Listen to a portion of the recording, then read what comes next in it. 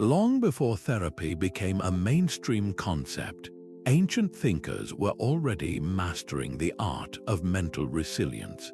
Marcus Aurelius once wrote, "You have power over your mind, not outside events." Realize this, and you will find strength. That simple yet profound insight was at the heart of Stoic philosophy, a practical system for building unshakable inner fortitude in a world full of uncertainty. These thinkers didn't have access to modern psychology or wellness apps, but what they did have was something perhaps even more powerful: a set of mental exercises designed to rewire how they responded to difficulty, stress, and chaos. They understood that true strength doesn't come from avoiding hardship, but from facing it with clarity, courage, and composure. Today, we're surrounded by more distractions, pressures, and triggers than ever before. Anxiety, burnout, and emotional exhaustion have become almost commonplace. Yet the Stoics discovered something timeless, that we can cultivate what I like to call inner giants, a resilient and grounded sense of self that isn't easily shaken by external circumstances. This wasn't about suppressing emotions or pretending everything is fine. It was about training the mind to see clearly, respond wisely, and find peace even in the midst of turmoil. And the best part, these techniques are just as relevant now as they were 2,000 years ago. In this video, we'll explore 25 thought exercises rooted in Stoicism that helped ordinary people develop extraordinary mental strength. These are practical, accessible tools that you can start using today to better manage stress, reduce anxiety, and navigate life's challenges with more grace and intention. Each exercise is designed to bring you closer to that Stoic ideal of inner freedom, where your peace of mind no longer depends on what happens around you, but on how you choose to respond. Whether you're new to Stoicism or looking to deepen your practice, these reflections offer a timeless path toward building the resilience you need to thrive, no matter what comes your way. How do you want to show up today, regardless of what happens? This is the powerful question the Stoics invited us to ask ourselves each morning, transforming the first moments of the day from a time of drowsy reaction into a foundation of intentional living. They called this practice the morning reflection, and it was far more than just positive thinking. It was a deliberate mental preparation for whatever the day might bring. At its core is the Stoic concept of premeditatio malorum, which translates to the premeditation of evils. Now, that might sound pessimistic at first, but it was actually a profound tool for building resilience. The idea wasn't to dwell on fear or expect the worst, but to calmly and rationally anticipate potential challenges. By visualizing difficulties in advance, you strip them of their emotional shock value. You meet them on your terms in the quiet of your own mind before they ever have a chance to surprise you in the real world. Seneca, the great Roman philosopher, championed this approach. He advised, begin at once to live and count each separate day as a separate life. What he meant was that each morning offers a clean slate, a new opportunity to live virtuously. But to do that effectively, you must first prepare. Imagine starting your day by mentally rehearsing a difficult conversation you need to have, or picturing your commute being disrupted by traffic. When you do this, you're not inviting negativity, you're building a psychological immune system. The anxiety that normally flares up when things go wrong is significantly reduced because you've already walked through the scenario. You've already decided how you will respond with patience and rationality, rather than simply reacting with raw emotion. Consider a practical example. Perhaps you have a major presentation at work. The premeditation exercise would involve sitting quietly for a few minutes and visualizing not only a successful outcome but also potential hiccups. What if the technology fails? What if you get a tough question you can't answer? By anticipating these possibilities, you can plan your calm response. You might decide in advance that if the projector breaks, you'll simply proceed without slides. If you get a difficult question, you'll calmly say, "That's an excellent point. Let me look into that and follow up with you." This isn't about preparing for failure, it's about preparing for composure. It arms you with a sense of control over your own reactions, which is the only true control any of us ever has. So, as you begin your day, ask yourself this reflective question: what one thing can you anticipate today to better handle it with calm? The Stoics believed the day wasn't truly over until you learned from it. Just as the morning reflection sets your intentions, the evening review is about looking back with honest eyes and extracting wisdom from what actually unfolded. This practice, often attributed to philosophers like Seneca and Epictetus, wasn't about self-judgment or dwelling on mistakes.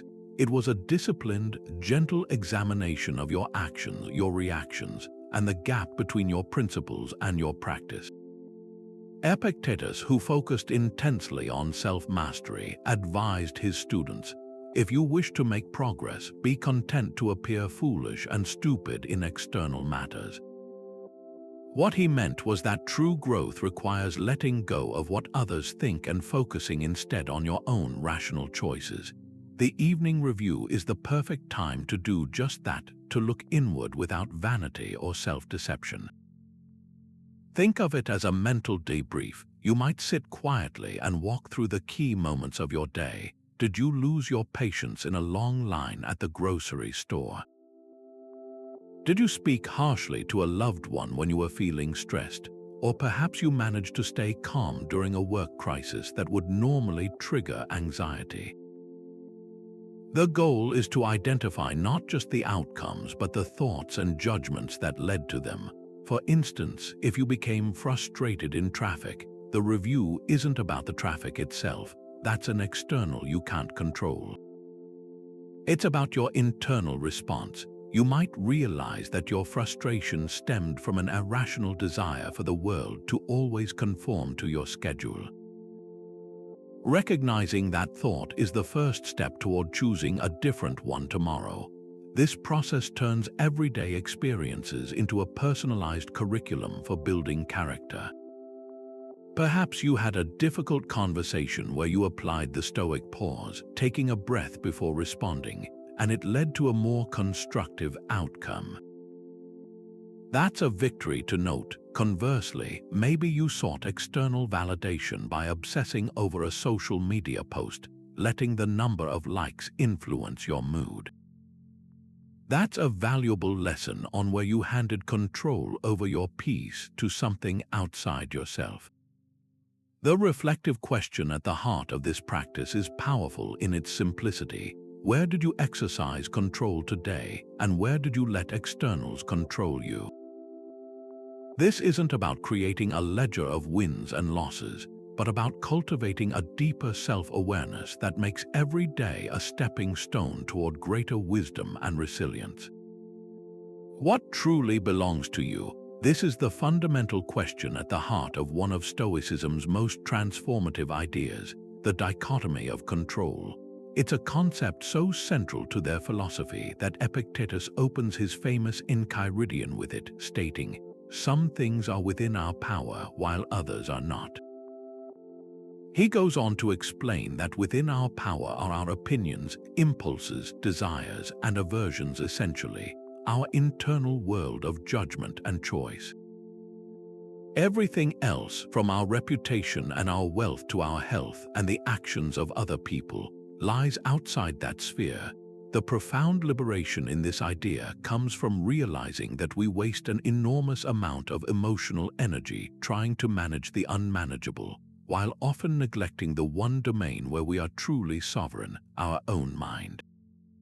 Think about a modern scenario like being stuck in a traffic jam.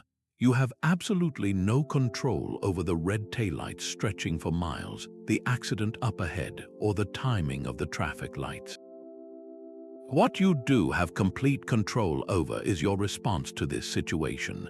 You can choose to white-knuckle the steering wheel, blast the horn in frustration, and let your blood pressure rise, effectively suffering twice, once from the delay itself, and again from your own furious reaction. Or you can use the Stoic pause we discussed earlier.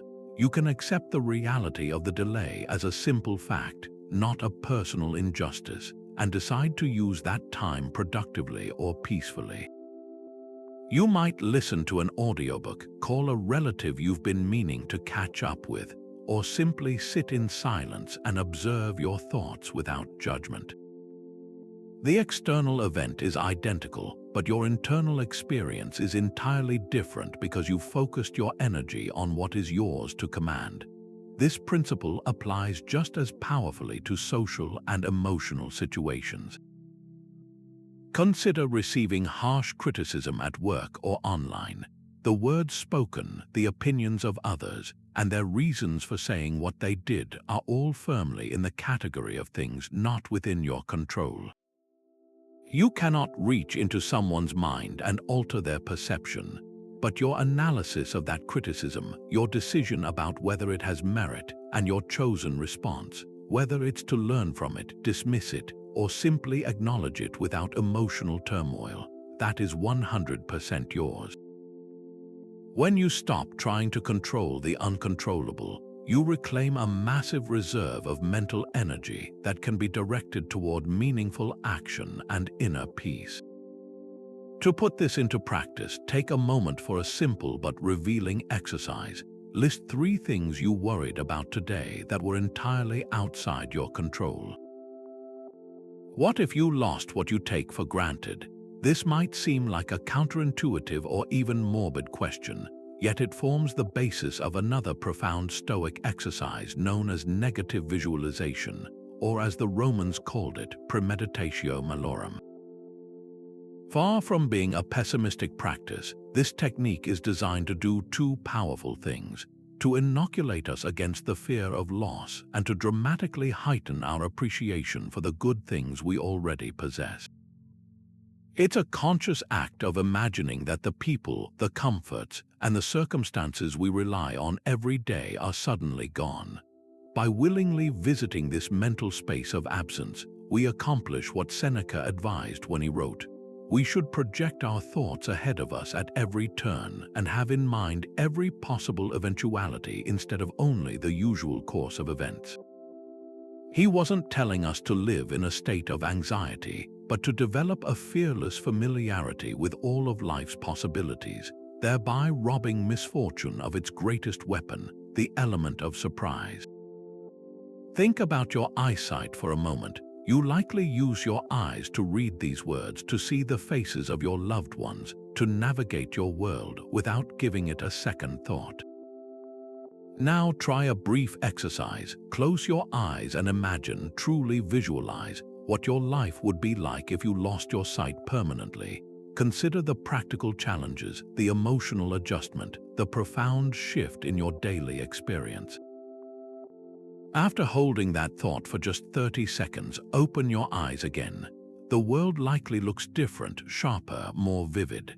The simple ability to see feels less like a biological given and more like an incredible gift. This sudden rush of gratitude and heightened awareness is the immediate benefit of negative visualization.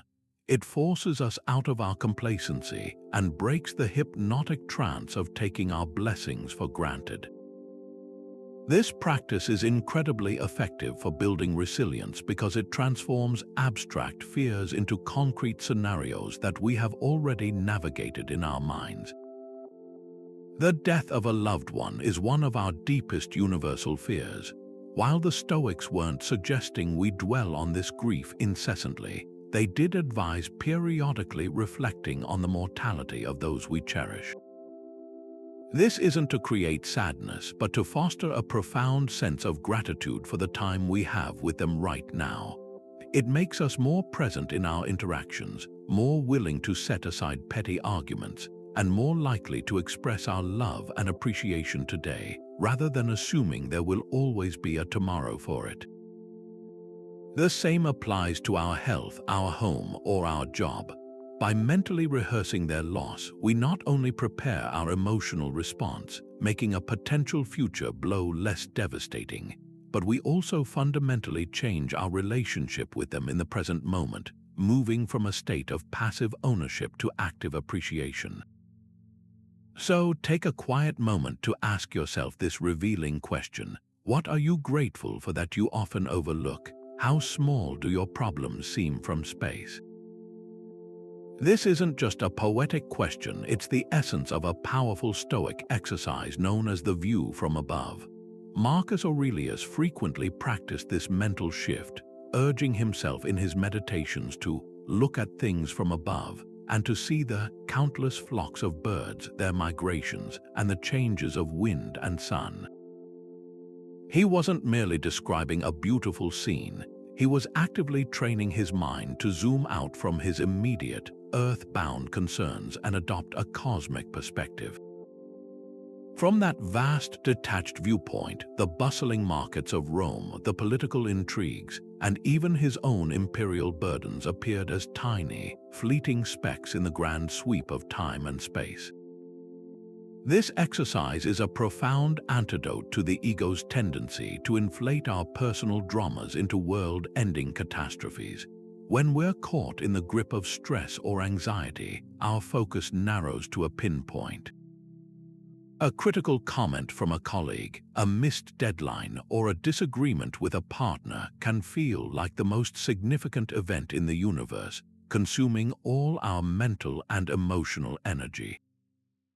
The view from above deliberately shatters that illusion of self-importance. It asks us to mentally rise above the situation, first visualizing the room we're in, then the building, then the city, the country, and finally the planet itself, a pale blue dot floating in the immense blackness of space. From that vantage point, our personal worries don't just shrink, they are recontextualized. They become part of a much larger, more complex, and ultimately impersonal tapestry of human existence. The argument you had this morning is happening alongside billions of other interactions, on a planet that is one of billions, orbiting a star that is one of trillions. This isn't about dismissing your feelings as unimportant. It's about granting yourself a more accurate and liberating sense of proportion. Consider a practical application. You're about to give a presentation and you're gripped by performance anxiety, fearing judgment and failure. Now, engage the view from above. In the grand scheme of your life, how much will this one presentation truly matter in 5 years? In the history of your company, your city, or humanity itself, what is its actual weight? This isn't meant to make your efforts feel meaningless, but to free you from the paralyzing weight of self-importance. It allows you to perform your duty well, not because the fate of the universe hangs in the balance, but because doing your best is a virtuous act in and of itself, regardless of the microscopic ripple it creates in the cosmic ocean. Marcus Aurelius mastered this to maintain his humility and equanimity as the most powerful man in the known world. He wrote, "How quickly all things disappear, in the universe the bodies themselves, but in time the remembrance of them." He constantly reminded himself that both the great achievements and the bitter failures of emperors and slaves alike are eventually swallowed by time. This perspective is the ultimate cure for vanity and for despair. It gently mocks our pride and soothes our pain by placing everything on an equal footing of impermanence. When you feel overwhelmed by a challenge, large or small, take a mental journey upwards. See your life not as an isolated story of crisis and triumph, but as one small, beautiful thread in the infinite fabric of the cosmos. When did you last zoom out to see your current challenges in this larger, more peaceful context? What if every obstacle was a gift, This is the radical invitation at the heart of the Stoic principle known as amor fati, a Latin phrase that translates to a love of one's fate. It's the profound decision to not just grudgingly accept what happens, but to embrace it wholeheartedly, to welcome every event, especially the difficult and unexpected ones, as if you had chosen it yourself. While the phrase is famously associated with the philosopher Friedrich Nietzsche, who wrote, "My formula for greatness in a human being is amor fati," that one wants nothing to be different, not forward, not backward, not in all eternity, the seed of this idea is pure Stoicism. Marcus Aurelius consistently echoed this sentiment, advising himself to accept everything which happens, even if it seems disagreeable, because it leads to this, the health of the universe. For the Stoics, to love your fate was to align your will with the rational, unfolding order of nature itself, trusting that even the most painful events serve a purpose in the grand tapestry of your life. This is far more than passive resignation. It's an active, almost alchemical process of transforming leaden setbacks into golden opportunities for growth. Consider a personal setback like losing a job you valued. The initial reaction might be one of shock, fear, and self-doubt, a perfectly natural human response. The practice of amor fati doesn't ask you to suppress those feelings, but to move through them and then ask a different set of questions. Instead of asking, "Why did this happen to me?" you learn to ask, "What can this make of me?" Perhaps this forced change is the nudge you needed to finally pursue a career you're truly passionate about, one you were too comfortable to leave voluntarily. Maybe it teaches you resilience you never knew you had, or forces you to simplify your life and discover what you truly value beyond a paycheck. The obstacle itself becomes the training ground for courage, adaptability, and patience. The power of this mindset lies in its ability to disarm misfortune. When you stop fighting reality and start looking for the hidden value within it, you reclaim your agency. The external event no longer controls your internal state. A striking example can be found in the life of the author and neurologist Oliver Sacks. When he was diagnosed with terminal cancer, he didn't rage against his fate. Instead, he wrote about feeling a sudden, intense clarity and an urgent love for the world. His final months were among his most productive and emotionally rich periods, a testament to how embracing an end can transform how we experience the present. You don't need a terminal diagnosis to practice this. It can be applied to a traffic detour that leads you to discover a beautiful new route, a cancelled plan that gives you the quiet evening you didn't know you needed, or a professional failure that teaches you a crucial lesson that ultimately leads to a greater success. The practice is to consciously look for the thread of benefit woven into the fabric of difficulty. So take a moment to reflect on a recent challenge. Can you find one good thing, one lesson, or one unexpected opportunity that emerged from that recent difficulty? How would you handle it if things went wrong? This question lies at the core of the Stoic exercise known as the Premeditation of Adversity, a practice that takes the morning reflection a step further by encouraging us to mentally rehearse specific challenges in vivid detail. It's not about fostering a sense of dread or expecting the worst. Rather, it's a form of emotional and psychological inoculation. By voluntarily exposing our minds to potential difficulties in a controlled, safe environment, we build up a resilience that makes the actual experience far less shocking and emotionally draining if it ever comes to pass. Seneca, in his letters, was a powerful advocate for this kind of preparation. He wrote, "The man who has anticipated the coming of troubles takes away their power when they arrive." His insight was that fortune loses its force against those who have already seen its blows coming and have braced themselves accordingly. Think of it like a fire drill. We don't conduct fire drills because we expect the building to burn down. We do them so that if the alarm ever sounds, our response is calm, practiced, and automatic, not panicked and chaotic. The Premeditation of Adversity is a mental fire drill. It allows you to walk through the scenario step by step, not as a helpless victim, but as a rational agent making deliberate choices. For instance, imagine you have to have a difficult conversation with a family member about a sensitive topic.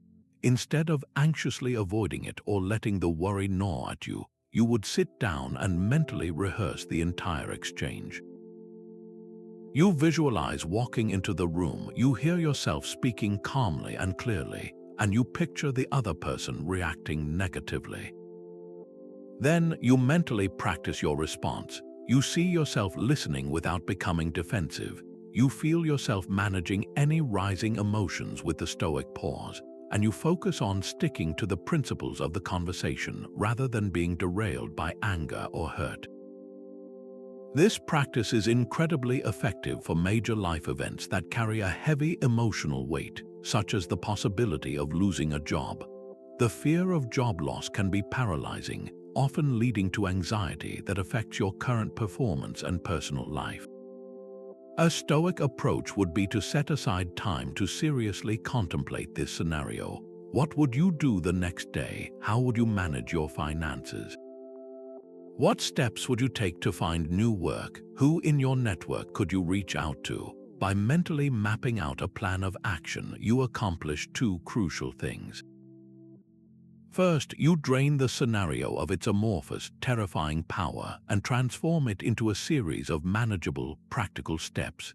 Second, you realize that you have the resources and the resilience to handle it. The adversity becomes a challenge to be met, not a catastrophe to be feared. Seneca himself practiced this to a profound degree. He regularly contemplated his own exile, the loss of his wealth, and even his own death.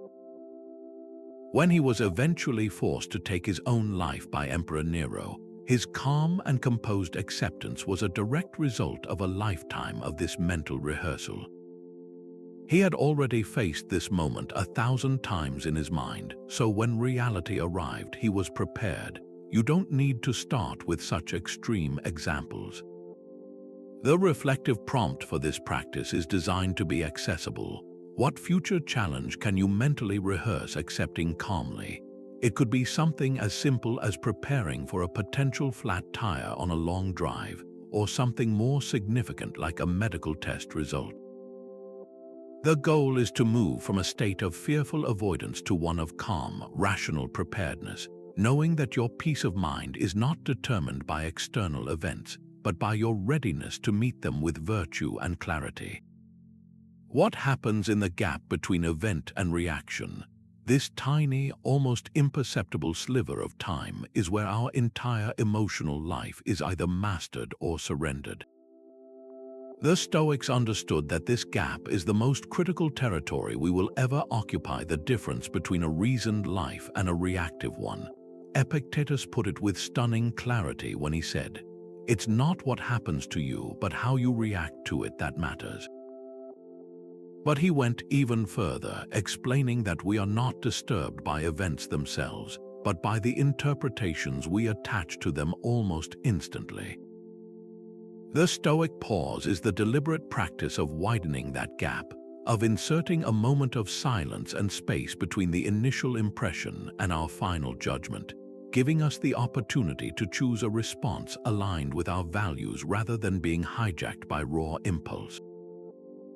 Think of it like a circuit breaker for your emotions. When a sudden surge of electricity, an insult, a frustrating email, a personal criticism courses through the system, the circuit breaker trips.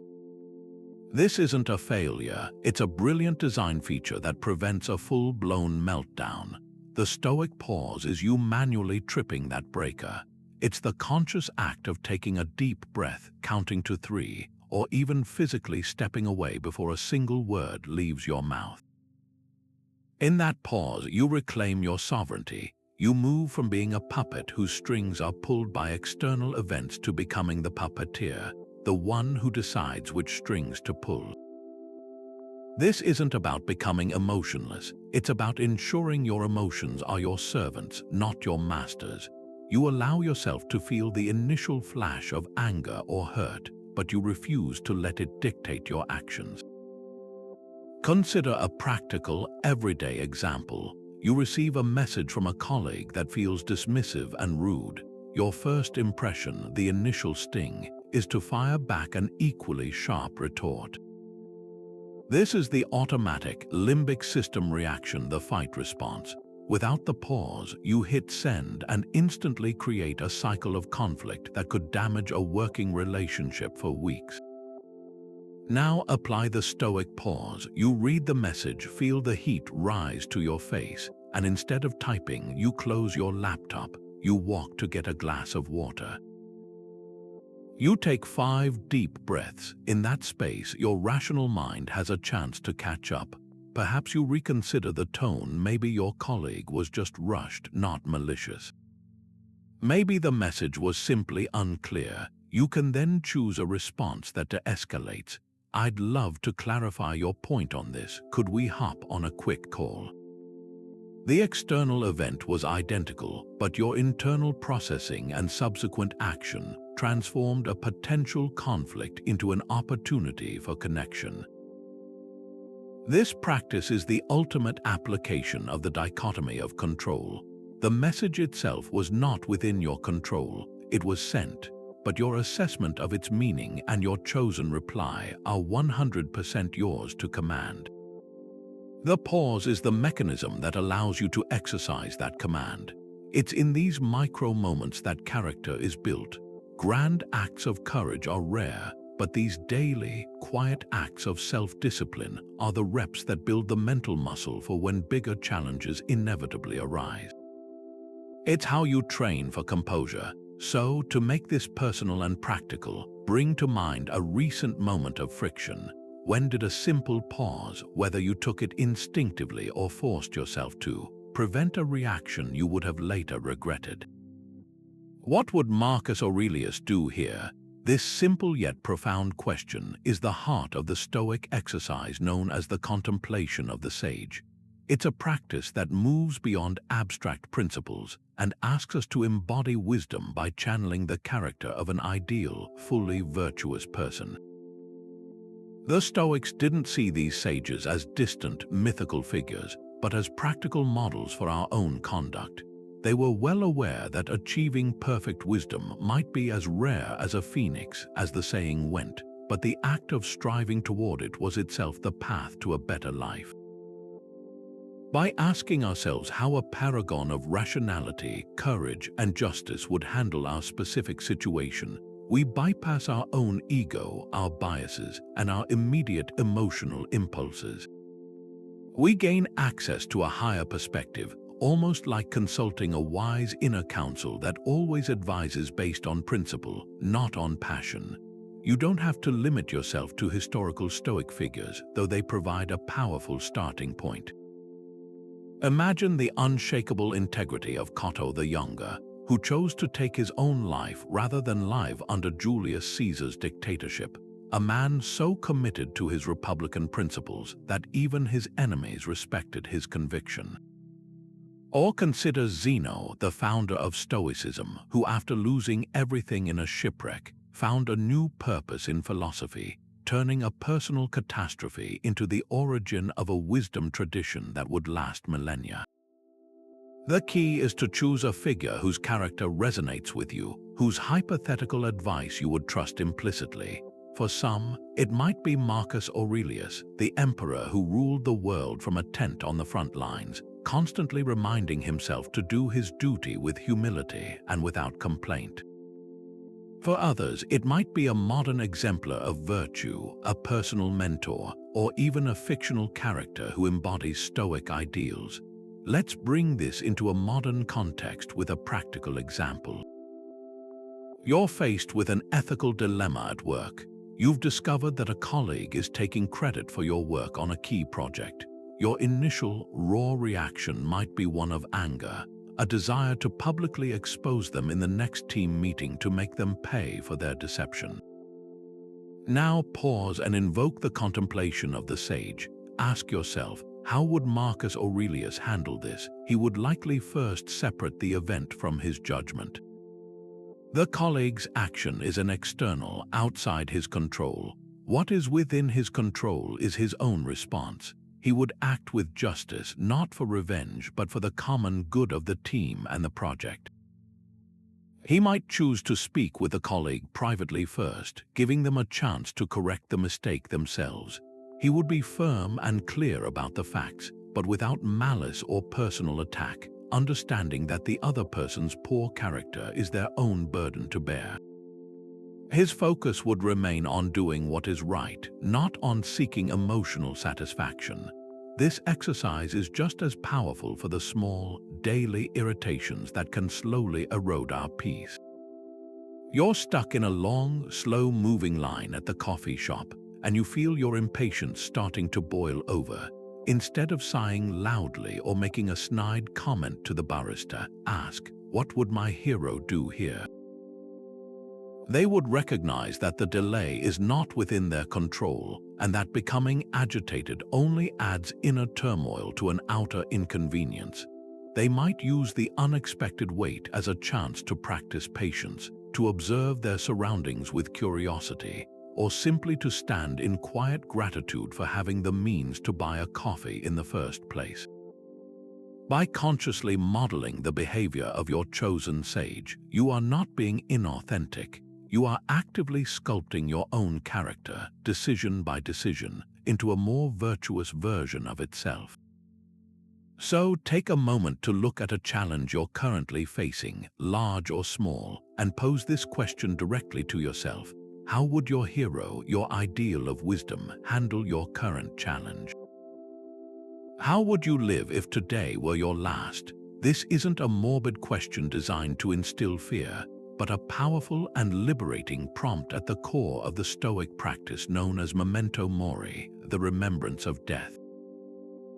For the Stoics, this was not a morbid obsession with the end, but a vital technique to breathe urgency, meaning, and clarity into every single day. They saw the awareness of our own finitude not as a dark cloud, but as the brightest possible light to illuminate what truly matters. Seneca captured this perfectly when he advised, "Let us prepare our minds as if we'd come to the very end of life. Let us postpone nothing. Let us balance life's books each day." The one who puts the finishing touches on their life every day is never short of time. His point was profound. By remembering that our time is limited and ultimately unknown, we are shockingly empowered to stop wasting it on the trivial and start investing it in the essential. Marcus Aurelius, too, constantly turned this thought over in his mind. He wrote in his Meditations, "You could leave life right now. Let that determine what you do and say and think." He wasn't being dramatic, he was being practical. He used the reality of death as the ultimate filter for his actions. When faced with a decision, large or small, he would apply this filter. If I could die tonight, is this how I would choose to spend my final hours?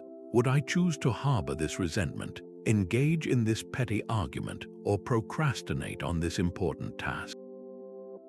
The answer, almost always, is a resounding no. This practice acts like a mental sledgehammer, shattering the illusions of procrastination. Why put off mending a relationship, starting a meaningful project, or expressing love and appreciation when you have absolutely no guarantee of a tomorrow to do it in?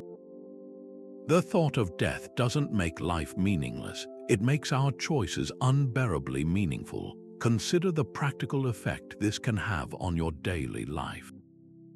Imagine you're about to get into a heated argument with your partner over something relatively minor, like whose turn it is to do the dishes or a careless comment they made. The ego wants to win, to be right, to prove its point. Now apply the Memento Mori filter. If you knew this was the last conversation you would ever have with this person, would you choose to spend it arguing about chores? Would your priority be to score points, or to express your love and ensure your final words were kind? The answer is immediately obvious, and it instantly drains the situation of its false urgency and inflates it with real perspective. The pettiness evaporates, leaving only what is truly important, the connection itself. This practice is also the ultimate cure for the fear of what others think. So much of our anxiety and inaction is rooted in the opinions of people whose names we might not even remember in a year.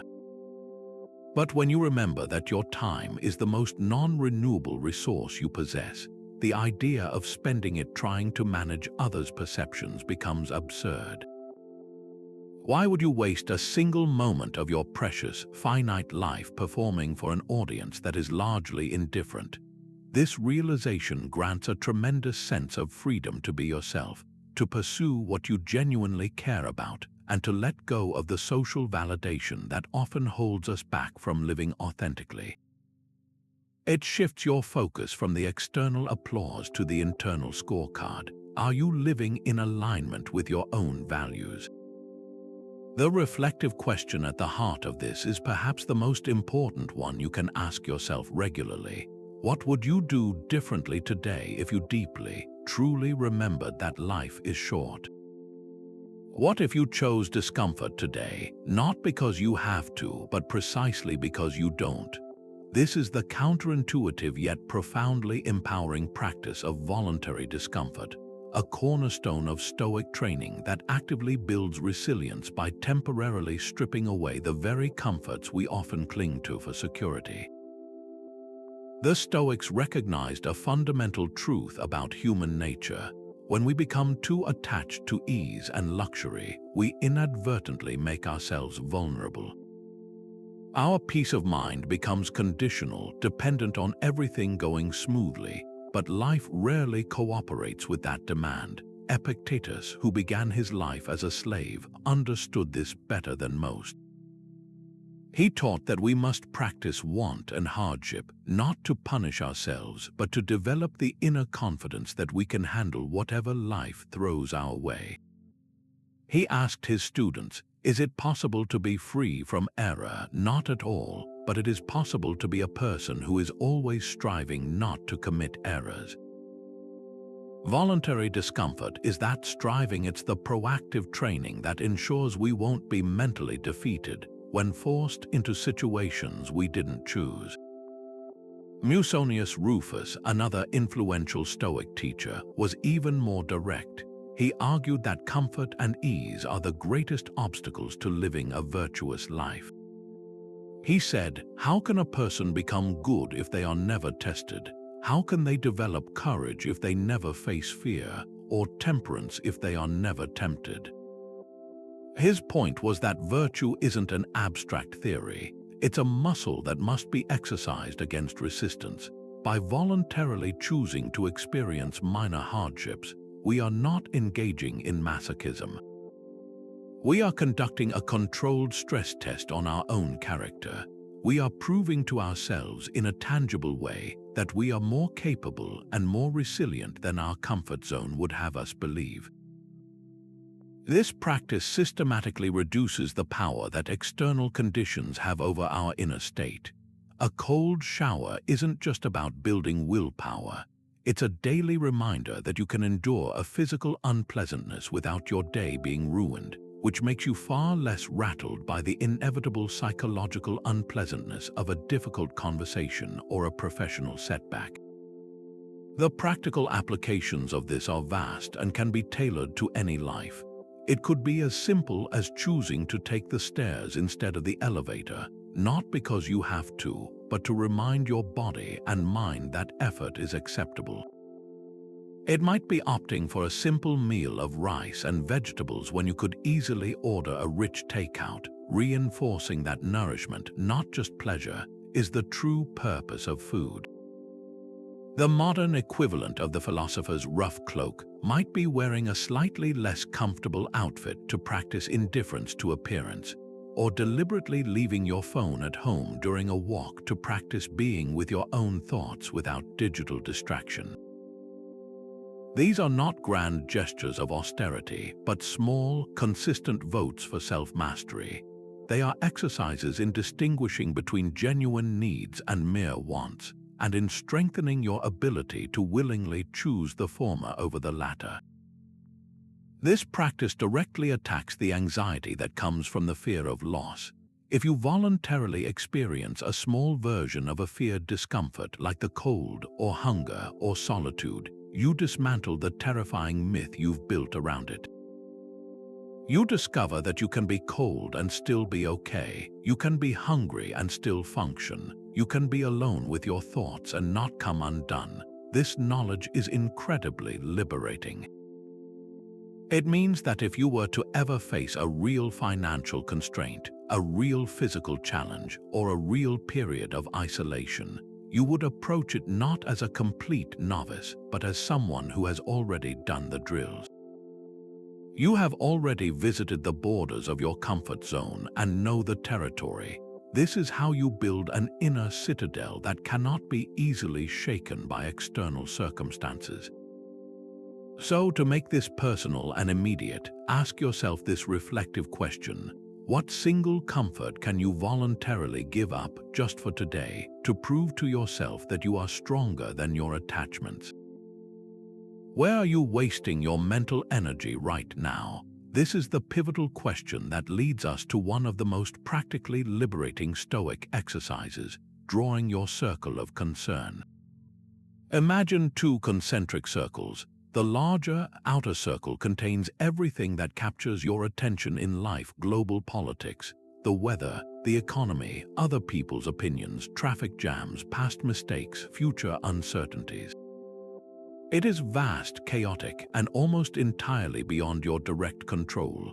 Inside that large circle is a much smaller one. This is your circle of influence. It holds the things that truly belong to you: your judgments, your values, your actions, your efforts, and your responses. The core of Stoic practice is the continuous work of pulling your attention and energy back from that expansive outer ring and investing it solely in the smaller, inner domain. Epictetus masterfully framed this by instructing us to build and guard our inner citadel, a fortress of mind that remains unassailable by the external chaos we cannot command. The immense power in this distinction lies in its ability to free up a staggering amount of mental real estate. Consider how much time and emotional bandwidth we expend worrying about things in that outer circle. We agonize over a comment someone made about us, an opinion over which we have zero control. We lose sleep over a looming election result or a distant international conflict, events we may care deeply about but cannot personally alter through our worry. We fret about the possibility of rain ruining a weekend plan. This isn't to say we shouldn't care about the world or be informed. It's to recognize that anxious fixation is not a form of responsibility. It's a form of self-sabotage. It's like trying to charge a phone by staring intently at the electrical outlet instead of simply plugging it in. All the staring in the world won't transfer any energy.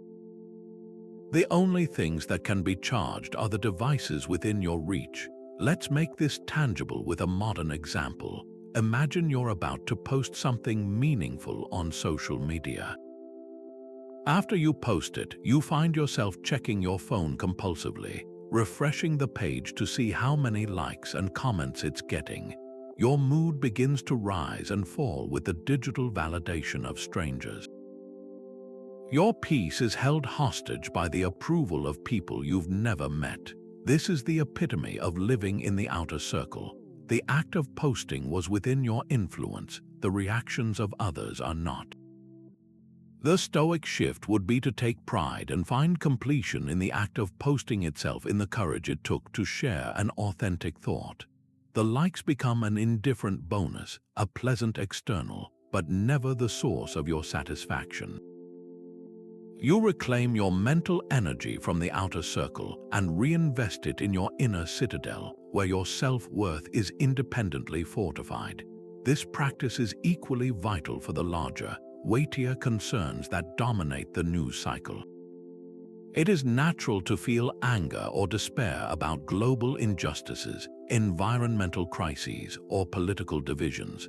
The Stoic approach is not to become indifferent, but to redirect that emotional energy from futile worry into effective action within your sphere. Instead of spending an hour in a state of anxious outrage scrolling through news about climate change, you could use that same hour to research and make changes within your control, reducing your own waste, supporting a local environmental organization, or having a constructive conversation with your family about conservation. You move from being a passive, distressed observer of the outer circle to an active, purposeful agent within your circle of influence. This transforms anxiety into agency and despair into dignified effort. The world's problems may not be solved by your actions alone, but your inner world will be immeasurably more peaceful because you are acting in alignment with what is actually yours to do. So, as you move through your day, pause and ask yourself this clarifying question. What single concern, large or small, can you consciously release from your circle today, freeing that energy for something you can actually affect? It's not what happens, but what you think about it. This deceptively simple statement cuts to the very core of Stoic psychology and introduces what is perhaps one of the most challenging yet liberating mental exercises: the practice of objective judgment. The Stoics observed that we rarely experience events in their pure, raw form. Instead, we experience them through a dense filter of our own interpretations, assumptions, and emotional narratives. We don't just hear a critical comment from a boss, we hear a threat to our job security and our self-worth. We don't just experience a flat tire, we experience a personal injustice, a ruinous delay, and a symbol of a day gone wrong. Objective judgment is the disciplined act of stripping away that secondary layer of storytelling to see the bare, neutral facts of the event itself before we assign it any power to disturb us. Marcus Aurelius dedicated significant space in his meditations to this precise skill. He wrote, "Take away your opinion, and then there is taken away the complaint, I have been harmed." Take away the complaint of being harmed, and the harm is taken away. He wasn't suggesting that physical or emotional pain isn't real. He was pointing to a profound truth. The deepest and most lasting harm we suffer is almost always the product of our own judgment about an event, not the event itself. An insult only stings because we have assented to the judgment that it diminishes us. A financial loss only crushes us because we have attached our happiness to a certain number in a bank account. The practice of objective judgment is like wiping a foggy mirror. It allows us to see the event clearly without the distortion of our own preconceptions and fears, and in that clarity, we find the freedom to choose a response rather than being enslaved by a reaction. Consider a practical, everyday application. You send a detailed email to a colleague and receive a one-word reply, "Noted." Your initial automatic judgment might instantly spin a story of dismissal and disrespect. You might think they didn't read it, they don't value my work, or they're being passive-aggressive. This narrative triggers feelings of anger, insecurity, and resentment. Now apply objective judgment, strip away the story and look only at the indisputable facts. Fact, you sent an email. Fact, you received a reply containing the word "noted." That is the entire event. Every other layer, the intention you assigned to your colleague, the meaning you gave the word, the emotional response that followed was added by you. The event itself is completely neutral. Perhaps your colleague was simply in a hurry, walking between meetings, and used their phone to quickly acknowledge receipt. Perhaps they intended to reply fully later. The objective reality is that you have no evidence to support the negative narrative you created. By recognizing this, you reclaim your peace. The event loses its power to disturb you because you have refused to add the fuel of your own judgment to the fire. This practice is incredibly powerful when applied to larger events like professional failure. Imagine you worked tirelessly on a project proposal and it was ultimately rejected. The subjective, judgment-laden narrative might sound like, "I failed. I'm not good enough. All that work was a waste. My superiors don't believe in me."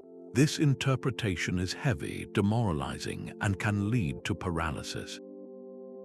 Now apply the lens of objective judgment. The facts are, you created a proposal, a committee reviewed it, they decided not to move forward with it, that's it.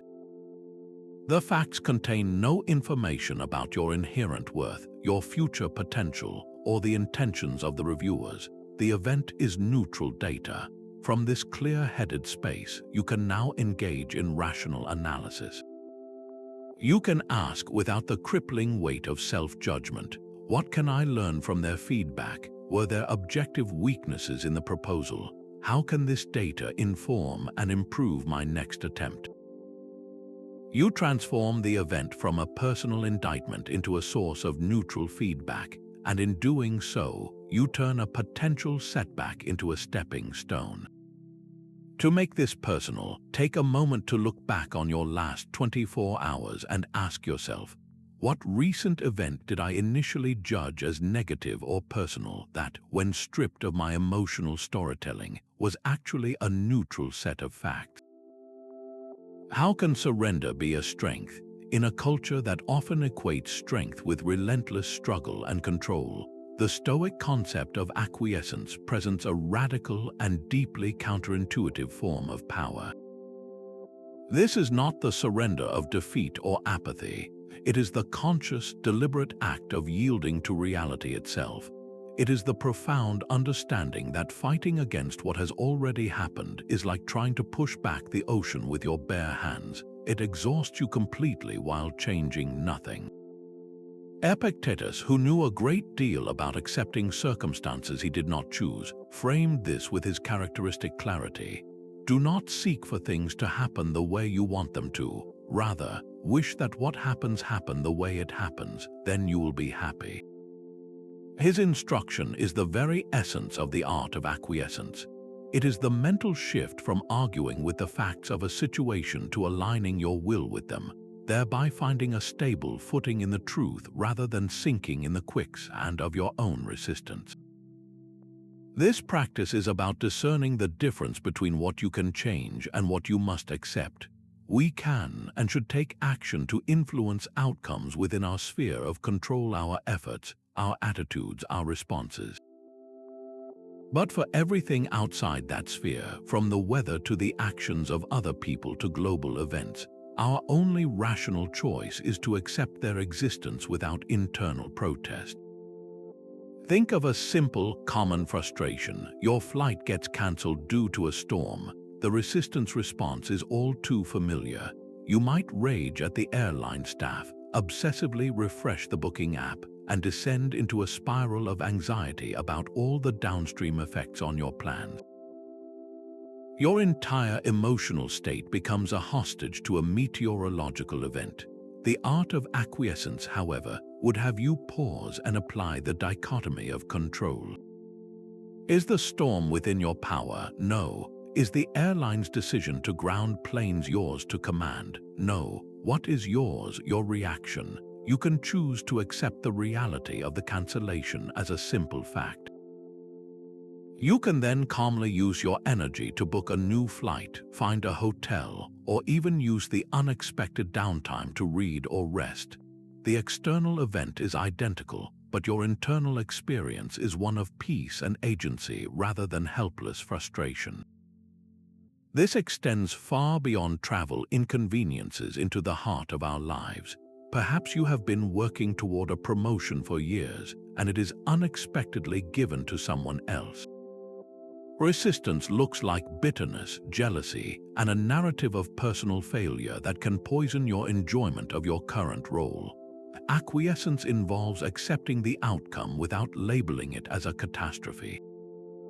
It means acknowledging the disappointment while also recognizing that the decision was ultimately outside your control. This acceptance is the solid ground from which you can then make a clear-eyed choice to redouble your efforts where you have influence, to seek feedback, or perhaps to re-evaluate whether this path is still the right one for you. Acceptance doesn't mean you like what happened. It means you stop wasting energy denying that it did. It is the prerequisite for any constructive next step.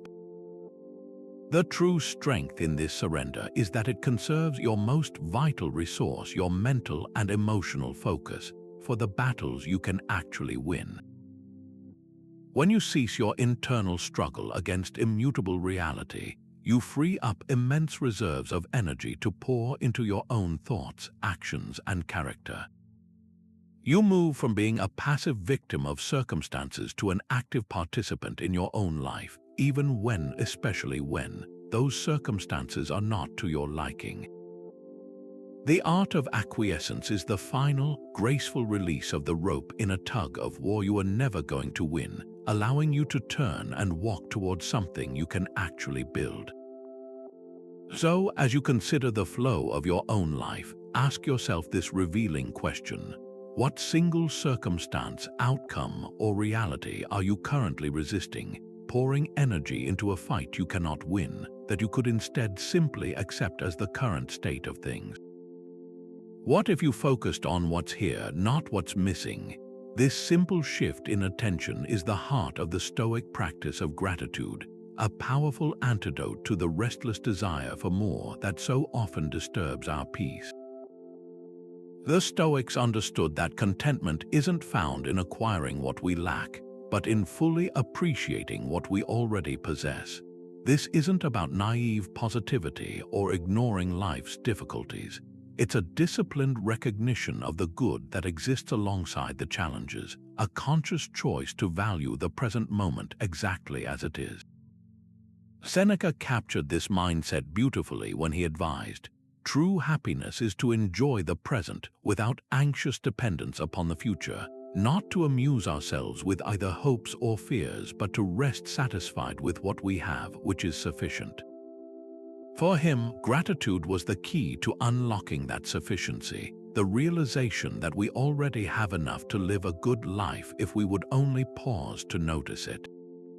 Epictetus, who began his life in slavery, offered an even starker and more powerful perspective. He taught his students that the foundation of a good life is the ability to say, "I have what I need and it is enough." He wasn't speaking from a place of great material wealth, but from a profound inner wealth that was independent of externals. His gratitude was directed not at his circumstances, which were often harsh, but at his capacity to use his reason, to choose his attitude, and to find value in his own character. This is the Stoic twist on gratitude. It is not conditional on everything being perfect. In fact, it is most powerful when applied precisely when things are imperfect. It is the decision to find the light in the darkness, not by denying the darkness exists, but by choosing to acknowledge the light that persists despite it. The practical application of this is beautifully simple and can be woven into the fabric of every single day. It doesn't require a grand gesture, only a moment of mindful attention. It might be pausing before your first sip of morning coffee to truly appreciate its warmth and aroma, a small pleasure that is easily taken for granted. It could be consciously feeling gratitude for the functioning of your body as you take a walk, for the legs that carry you and the lungs that breathe, rather than focusing on the aches or the imperfect weather. In your relationships, it's about actively valuing the presence of a loved one during a mundane evening at home, instead of being distracted by a screen or mentally cataloging their flaws. These moments of appreciation act like mental anchors, pulling you out of the turbulent sea of wanting and into the calm harbor of having. This practice directly weakens the hold of desire and envy, two of the greatest disruptors of inner peace. When you are genuinely thankful for the meal in front of you, you are less likely to bemoan the fact that it isn't more luxurious. When you feel sincere gratitude for your own health, you are less susceptible to jealousy over someone else's different advantages. Gratitude reframes your entire perception from one of scarcity to one of abundance. It shows you that the world is not withholding from you, it is already providing. The problem is rarely a genuine lack of resources, but a lack of recognition for the resources that are already here. This shift is perhaps one of the most accessible and immediate ways to build that inner giant of resilience, because a grateful mind is a fortified mind, less easily shaken by the constant whispers of consumer culture telling us we need more to be happy. To begin building this habit right now, take a quiet breath and ask yourself this grounding question. What are 3 specific things, large or small, that you can be truly thankful for in this very moment? What do you truly need to be happy? This is the foundational question that leads us into the heart of the Stoic discipline of desire, a practice that goes far beyond simple willpower and into a complete re-evaluation of what we believe is necessary for a good life. The Stoics made a crucial distinction between 2 types of desires, those that are natural and necessary, and those that are vain and based on illusion. Natural desires are aligned with our basic well-being and virtue, things like nourishment, shelter, meaningful work, and genuine human connection. Vain desires, on the other hand, are the endless cravings for external enhancements that we believe will make us happy, but are ultimately outside our control and often lead to greater anxiety. These include the lust for excessive wealth, the hunger for fame and social status, and the obsession with acquiring the latest material possessions. The discipline isn't about eradicating all want, but about training our desires to attach only to things that are truly good for our character and that we can reliably attain through our own efforts. Epictetus, who focused intensely on this inner training, provided the clearest guidance. He taught that the key to freedom is to limit your desire to what is within your power, and to be content with what you have, rejoicing in the way things are. He wasn't advocating for a life of poverty, but for a life of mental independence where your happiness is no longer chained to the acquisition of things you might not get or could easily lose. He famously said that we are not disturbed by things, but by the views we take of them. This applies directly to desire. We are not made unhappy by not having a luxury car. We are made unhappy by the judgment that we need that car to be happy, respected, or complete. The discipline of desire is the process of examining and, if necessary, dismantling those judgments. It's about realizing that the object of your craving has no inherent power to bestow peace. It is your belief in its necessity that holds the real power over you. Consider the modern obsession with social validation, a powerful and pervasive vain desire. We post a photo online and then feel a knot of anxiety in our stomach as we wait for likes and positive comments. Our mood can be lifted or crushed by the digital approval of strangers. From a Stoic perspective, this is a perfect example of handing over the keys to your inner peace to something completely external and fickle. The desire for validation is natural. Humans are social creatures, but the vain desire is to make that validation the sole source of your self-worth. The disciplined approach is to desire only to act with integrity and authenticity, to post what you believe is true and good, and to find your satisfaction in the act of posting itself, which is within your control. The likes and comments then become preferred indifference, pleasant if they come, but irrelevant to your core happiness if they do not. This same principle applies to material goods. There's nothing wrong with appreciating a well-made item or enjoying a comfortable home. The problem arises when the desire for a bigger house, a newer phone, or a more prestigious brand becomes a source of constant discontent, making you feel that your current life is somehow lacking. The Stoic exercise here is to practice voluntary discomfort, as we discussed earlier, to prove to yourself that you can be happy without these things. But the discipline of desire goes a step further. It asks you to actively challenge the underlying belief that the object itself will bring lasting happiness. Will a new car really solve your deeper anxieties? Or will the novelty wear off in a few months, leaving you with a car payment and a new object to covet?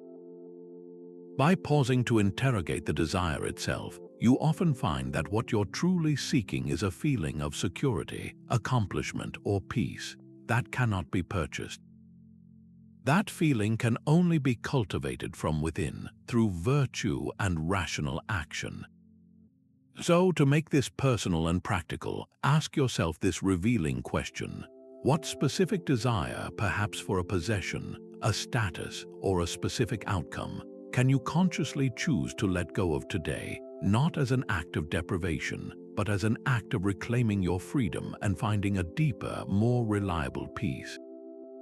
How do you ensure your actions match your values? This question lies at the heart of the Stoic discipline of action, which moves beyond internal reflection and challenges us to embody our principles in the real world through everything we do. It's not enough to simply understand Stoic wisdom. The true test is whether we live it out in our daily conduct, especially when no one is watching. This discipline focuses on the second of the three topoi, or fields of study, that the Stoics used to organize their practice. While the discipline of desire concerns what we should want, and the discipline of assent concerns what we should believe, the discipline of action concerns what we should do.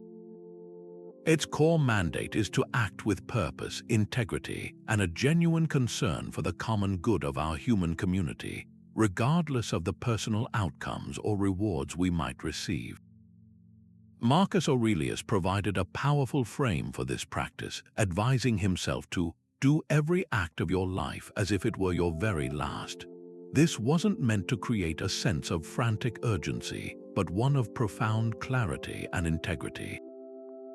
If this were truly your final action on earth, how would you want to perform it? Would you cut corners, act selfishly, or treat someone as a mere means to an end? Or would you act with justice, kindness, and full presence, leaving behind an action that you could stand by with absolute pride? This mindset strips away the distractions of external validation and forces us to find the inherent value in the action itself. The right action becomes its own reward, and the potential for fame, profit, or recognition becomes a secondary consideration, a preferred indifferent rather than the motivating force. This philosophy transforms even the most mundane tasks into opportunities for virtue.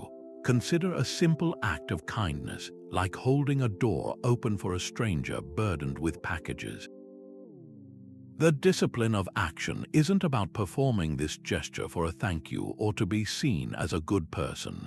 It's about recognizing the shared humanity in that moment and choosing to act in a way that supports the common good. It's an expression of the Stoic principle of Sympathya, the interconnectedness of all people. The action is done because it is right, because it aligns with the value of helping others, and because it contributes in a tiny way to a more cooperative and compassionate world.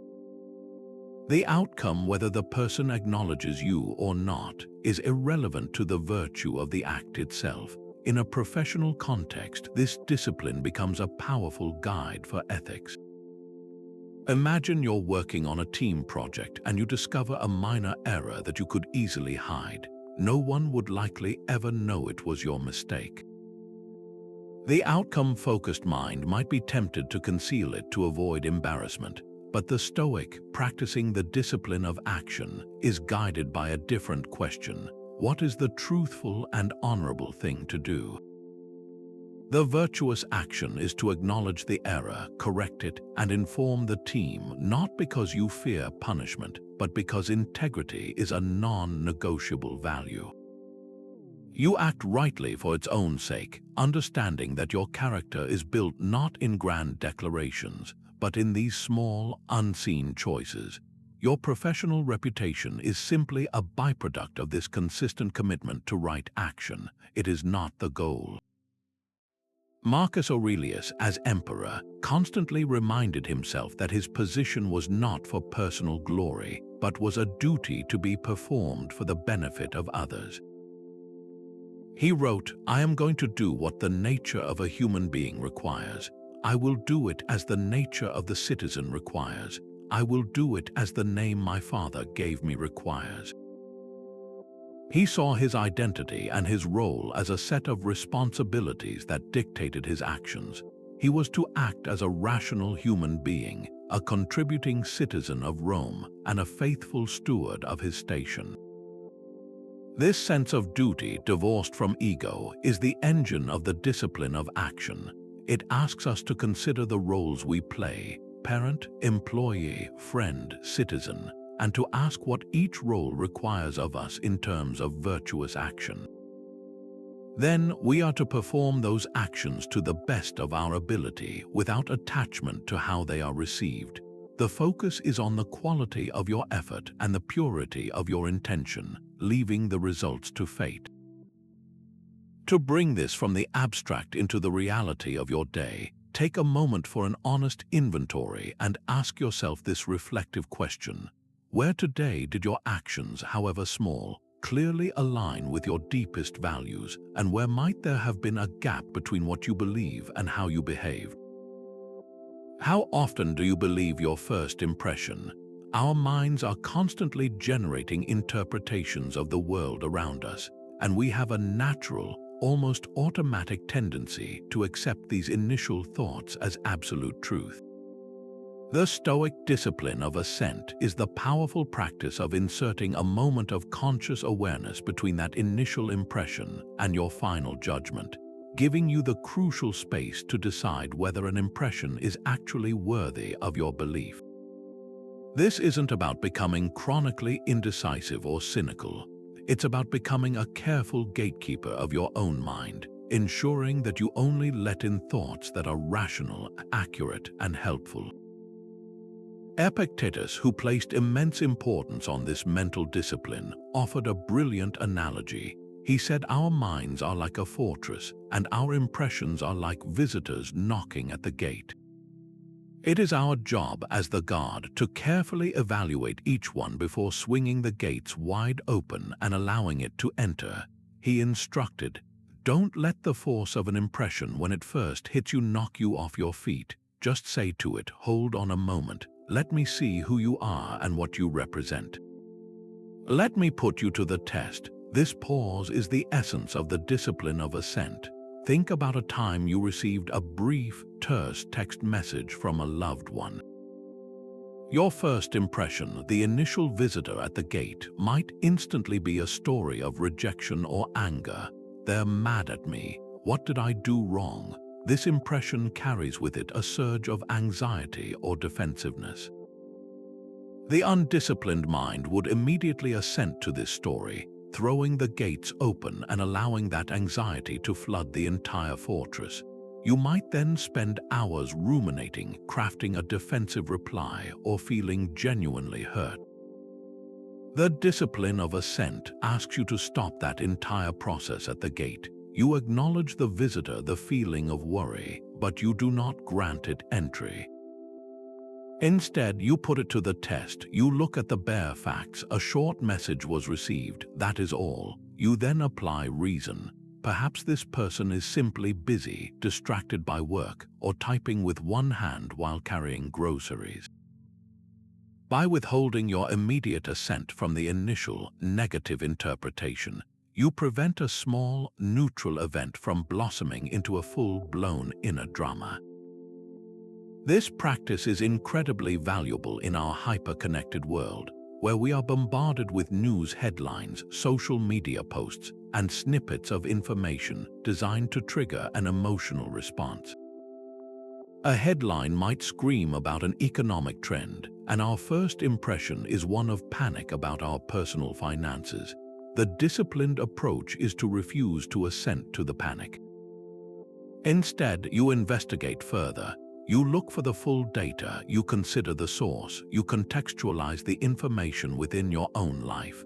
You realize the headline is a broad generalization that may not apply to your specific situation at all. By withholding immediate judgment, you protect your peace from the constant churn of alarming but often misleading or incomplete information. You move from being a reactive consumer of impressions to a proactive evaluator of truth. The real power of this discipline is that it attacks negative emotions at their very source. Anger, jealousy, and anxiety are almost never caused by external events themselves, but by the judgments we instantly attach to those events. We don't get angry because someone cut us off in traffic. We get angry because we have assented to the impression that they did it intentionally to disrespect us. If we can learn to withhold assent from that initial interpretation, to consider that perhaps they simply didn't see us, or are having a medical emergency, or are just a distracted driver who made a mistake, the anger often simply fails to materialize. We might feel momentary surprise or alertness, but the prolonged, corrosive emotion is disarmed. This is how we build emotional resilience, not by suppressing feelings, but by preventing the faulty judgments that create them in the first place. To make this personal and immediately applicable, take a quiet moment to look back on your day and ask yourself this revealing question. What was one recent assumption about a person or a situation that you accepted as true without first stopping to question its validity? How are you part of a greater whole? This question leads us to the beautiful and expansive Stoic concept of Sympathya, a profound sense of interconnectedness that binds all rational beings and the natural world together into a single, harmonious system. The Stoics saw the universe not as a collection of isolated individuals competing for resources, but as a single, living organism, a vast, rational entity where every part, from the smallest stone to the largest star, plays a role in the functioning of the whole. For humans, this meant recognizing that we are fundamentally social creatures designed for cooperation, not conflict. Our individual well-being is inextricably linked to the well-being of our communities and ultimately to all of humanity. This worldview, known as Stoic cosmopolitanism, held that we are first and foremost citizens of the world and that our responsibilities extend beyond our family, our city, or our nation to encompass the entire human race. Marcus Aurelius, who governed a vast and diverse empire, constantly reminded himself of this truth. He wrote, "What brings no benefit to the hive brings none to the bee." With this simple analogy, he captured the essence of Sympathya. An individual bee cannot thrive if the hive is sick or under attack. Its prosperity is dependent on the health of the entire community. In the same way, our personal peace and fulfillment are deeply connected to the state of our shared world. He also reflected, "We are made for cooperation, like feet, like hands, like eyelids, like the rows of the upper and lower teeth." To act against one another, then, is contrary to nature. This isn't a fluffy sentiment. It's a practical, biological fact of human existence. We are physically and psychologically built to work together, to support one another, and to find our purpose within a network of mutual dependence.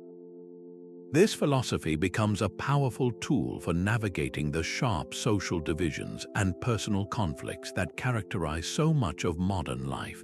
Imagine you are locked in a heated political disagreement with a family member. The default mode is to see them as an opponent, a holder of wrong and dangerous ideas. Sympathya asks you to take a step back and see them first as a human being. You share the same fundamental nature. They, like you, are acting on what they believe to be right based on their experiences and their reasoning, however flawed it may seem to you. They, like you, desire safety, happiness, and a better future for their loved ones. This doesn't mean you have to agree with their conclusions or abandon your principles. It means you engage from a place of shared humanity rather than tribal animosity. You can disagree with their ideas while still recognizing their inherent worth as a part of the same rational cosmos you inhabit. This shift in perspective transforms an argument into a dialogue and de-escalates the personal animosity that so often prevents any real understanding. The practice extends beyond human relationships to our connection with nature itself. The Stoic view of a rational, ordered universe implies that we are not separate from nature, looking on from the outside to exploit it, but an integral part of it. When we pollute a river, we are ultimately polluting ourselves. When we show disregard for the well-being of animals or ecosystems, we are acting against our own nature as cooperative parts of a greater whole. This ancient insight feels strikingly modern in an age of environmental crisis. It provides a philosophical foundation for sustainable living, not as a burden or a political stance, but as a natural expression of living in accordance with nature, a core Stoic imperative. To see the world through the lens of Sympathya is to feel a sense of kinship and responsibility that stretches across all artificial boundaries, connecting you to every person you meet and to the very planet you walk on. It is the ultimate cure for the loneliness and alienation that can come from seeing yourself as a separate self in a hostile world. To make this personal, consider someone in your life whose views you find difficult to accept, and ask yourself this challenging but revealing question: how can you look past the disagreement to see the shared human hopes and fears that you have in common with them? What if no one ever applauded you again? This thought experiment cuts to the very core of the Stoic exercise known as cultivating contempt for fame, a practice that challenges our deep-seated dependency on external validation. It's not about becoming a hermit or rejecting all social interaction, but about systematically dismantling the power that praise and criticism hold over our inner peace. The Stoics observed that the relentless pursuit of applause, whether from a crowd, a boss, or an online audience, is a dangerous trap. It makes our self-worth conditional, a fluctuating variable that rises and falls with the opinions of others, which are fickle, unreliable, and entirely outside our control. Seneca, with his characteristic sharpness, laid bare the emptiness of this pursuit. He wrote, "What difference does it make how much is laid away in a man's safe or in his barns, how many head of stock he pastures or how much capital he puts out at interest, if he is always after what is another's and only counts what he has yet to get, not what he has already?" He might as well have been talking about social capital, the person constantly seeking the next like, the next promotion. The next compliment is perpetually poor in spirit, no matter how much approval they have accumulated, because their wealth is always held in someone else's hands. This ancient wisdom feels almost prophetic in our modern age of social media, where the pursuit of fame has been democratized and weaponized into a constant, quantified stream of validation. Every notification, like, and share is a tiny dose of external approval that can quickly become addictive. We can easily fall into the habit of measuring our worth by our engagement metrics, crafting our online personas not for authenticity, but for maximum applause. The same dynamic plays out in the workplace, where the desire for a promotion or a pat on the back from a superior can become the invisible driver of our actions, often leading us to prioritize visibility over virtue and politics over principle. The Stoic practice here is to perform a kind of mental audit. Before posting that photo or taking on that extra project, ask yourself, am I doing this because it is the right and virtuous thing to do, or am I doing it primarily for the recognition I hope to receive? The action might look identical from the outside, but the internal motivation is what defines its Stoic value. One is an act of integrity, the other is an act of dependency. The goal is not to become immune to feedback or to live in a state of arrogant isolation. Feedback is valuable data. The goal is to achieve a state of equilibrium where neither praise nor criticism has the power to destabilize your core sense of self. Imagine you give a presentation at work. One colleague praises you effusively while another offers sharp criticism. The undisciplined mind would be elated by the first and crushed by the second, its entire emotional state swinging like a pendulum between two external opinions. The Stoic mind, practicing contempt for fame, would receive both with the same measured detachment. It would thank both people, then take the feedback behind the gates of the discipline of assent for evaluation. It would ask, is there truth in the criticism that I can use to improve? Is the praise based on a genuine strength I can continue to cultivate? The emotional charge is drained from both, leaving only useful information. Your value is no longer determined by their words, but by your own rational assessment of your effort and your commitment to learning. Seneca drives this point home with a powerful analogy. He compares the person who seeks fame to a small dog on a long leash. It may seem to run freely, but it is always ultimately tethered to its master's hand. The master, in this case, is public opinion. The truly free person, he argues, is the one who has chewed through that leash. This person acts for the benefit of the common good and for their own moral integrity, and they are completely indifferent to whether their actions result in a parade in their honor or a pile of stones thrown at their head. Their reward is in the action itself, in the knowledge that they have acted rightly. This internal validation is stable, reliable, and cannot be taken away by any external force. It is the only form of validation that ever truly satisfies because it comes from the only part of your life you ever really own, your character. To make this personal, take a quiet moment to look back on your recent actions and ask yourself this revealing question. When was the last time you altered a behavior, made a choice, or felt a specific emotion primarily because you were seeking the approval or avoiding the disapproval of another person? And what did that feel like in your soul? Where is your mind right now? Is it replaying a conversation from yesterday, or is it already worrying about a deadline next week?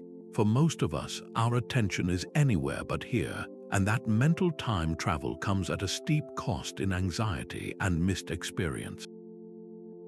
The Stoics understood this 2,000 years ago, championing a radical focus on the present moment not as a passive state, but as an active discipline. They recognized that suffering is almost always a product of the past, which we can no longer change, or the future, which we cannot yet control. The only territory where we have any real agency is the eternal now. Marcus Aurelius offered a powerful frame for this when he wrote, "Each day provides its own gifts." He saw each sunrise not merely as another page on a calendar, but as an entire, self-contained life to be lived fully and virtuously. To him, the present wasn't a single point on a long timeline. It was the only point that truly existed, the only stage upon which he could actually perform the drama of his life. This philosophy transforms mundane, daily activities into profound practices in presence. Consider something as simple as eating a meal. How often do you consume your food while simultaneously watching a screen, planning your next task, or mentally reviewing your day? You finish the plate and can barely recall the taste. The Stoic practice would be to eat that same meal with your full attention. Notice the colors on the plate, the aroma rising from the food, the complex flavors and textures with each bite. This isn't just mindfulness, it's a practical application of gratitude and focus. You are deriving the maximum possible value and pleasure from a simple act by refusing to dilute it with distractions. The same principle applies to walking. Instead of using a walk as mere transportation from point A to point B, or as a time to make phone calls, you can choose to walk for its own sake. Feel the rhythm of your breath, the sensation of your feet connecting with the ground, the air against your skin, and the details of your surroundings you normally rush past. In these small acts, you are not just walking or eating, you are practicing the art of being fully alive. This intense present moment focus is the ultimate antidote to the two great thieves of peace, regret and anxiety. When your mind is anchored in what you are doing right now, whether it's washing a dish, listening to a friend, or writing a single sentence, it has no bandwidth to ruminate on a past mistake or catastrophize about a future possibility. You effectively build a mental fortress in the present that is impervious to the assaults of what-ifs and if-onlys. A modern example might be sitting down to work on a large, overwhelming project. The anxiety comes from projecting yourself into the future, imagining the entire burden of the completed work, and feeling daunted. The Stoic approach is to pull your focus back to the single, smallest step right in front of you. Don't think about writing the entire report, just focus on writing the next paragraph. Don't worry about cleaning the whole house, just fully engage with washing this one window. By breaking life down into a series of manageable present moments, you drain large challenges of their intimidating power and find that you can move through them with a calm, collected efficiency that would be impossible if you were mentally lost in the anxious future. The beauty of this practice is its immediacy. You don't need special equipment or a quiet room to begin. You can start this very second by simply turning your attention to your breath, feeling the full cycle of an inhalation and an exhalation. You can notice the weight of your body in your chair, the sounds in the room, the quality of the light. This is not an escape from reality. It is a deeper entry into it. It is the decision to stop living in the abstract stories your mind tells about your life and to start experiencing the raw data of your direct senses. In doing so, you reclaim a sense of calm and agency that is always available, no matter your external circumstances. The past may have been difficult and the future may be uncertain, but this single breath and this single moment is always here, offering a chance to begin again, to engage fully, and to choose virtue. So, wherever you are, whatever you're doing, pause and bring this question into your awareness. What is one simple thing happening right in front of you that you can choose to engage with completely, with your whole and undivided attention? Where is your unshakable core? This is not a question about physical strength, but about the fortress of the mind that the Stoics called the inner citadel, a psychological stronghold built on principles so solid that no external event, no matter how chaotic or painful, can ever truly breach its walls. This concept, beautifully articulated by Marcus Aurelius, represents the ultimate goal of Stoic practice: to cultivate an inner self so resilient and self-sufficient that your peace and virtue remain intact regardless of the storms raging outside.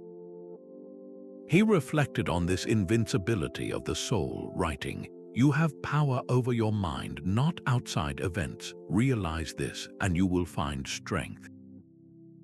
But this strength isn't a given. It's not something we are born with. It is constructed brick by brick through daily practice and unwavering commitment to our principles, until we have built a refuge that is entirely our own. Think of your mind as a castle. The outer walls are your sense perceptions, the things you see, hear, and experience in the world. The gate is your faculty of judgment, the power to decide what these external events mean. The inner citadel is the central keep, the deepest part of yourself where your core values, your reason, and your capacity for virtue reside. Most people leave their gates wide open, allowing every passing impression, every bit of gossip, every piece of bad news to march right in and ransack the place. The Stoic, however, stations a disciplined guard at the gate. This guard is the practice of the discipline of assent we discussed earlier. It carefully questions every visitor. Is this impression true? Is it helpful? Is it within my control?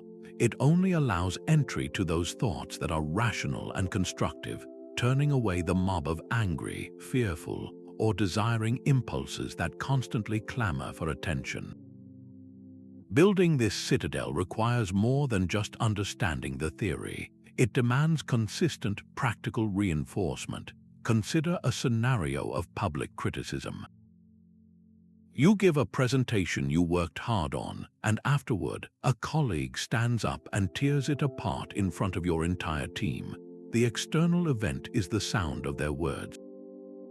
The unstoppable invasion of your inner peace begins the moment you assent to the impression that their criticism defines your worth or undermines your capabilities.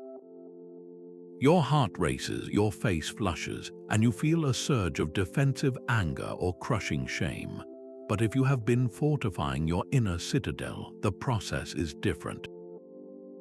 You feel the initial sting, that is natural, but then your trained guard steps in. You pause. You recognize that their opinion is an external, completely outside your control. You assess the criticism with objectivity. Is there any useful feedback here I can use to improve? If yes, you accept that data gratefully and let the rest, the tone, the malice, the public setting roll off like rain against stone walls. Your core self, your confidence in your own effort and your commitment to learning remains untouched and secure. This inner fortification is what allows people to maintain profound dignity in the face of unimaginable hardship. History is filled with examples of prisoners of war, political dissidents, and individuals facing terminal illness who have drawn upon this Stoic concept to survive with their humanity intact. While their bodies were imprisoned or failing, their inner citadel remained free. They could not control their captors or their disease, but they retained absolute power over their judgments, their values, and their choice to respond with courage rather than despair. You don't need to be in an extreme situation to benefit from this. Your daily life provides the perfect training ground. The next time you're stuck in a frustrating traffic jam, instead of letting the frustration invade your peace, see it as an opportunity to retreat into your citadel.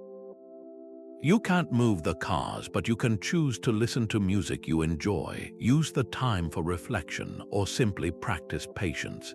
Each time you do this, you add another brick to your walls, making them stronger for when a truly significant challenge arrives. The ultimate goal is to reach a state where your happiness and self-worth are generated from within this citadel, making you immune to the fickle winds of fortune, praise, and blame. So take a moment to look inward and ask yourself, what principles, practices, or beliefs currently form the strongest bricks in your own inner fortress? And how can you consciously reinforce them the next time an outside storm begins to rage? What if you had only what you needed? This question lies at the heart of a powerful and counterintuitive Stoic exercise known as practicing poverty, a voluntary embrace of simplicity designed to break our deep-seated attachment to comfort and luxury. The Stoics were not advocating for a life of destitution or self-imposed misery. Instead, they saw immense value in periodically stepping away from our abundance to prove to ourselves, in a tangible way, that we are capable of finding happiness and contentment with far less than we currently possess. This practice is a direct attack on the creeping sense of entitlement and dependency that can quietly develop when our lives become too comfortable, reminding us that true security comes from within, not from our possessions.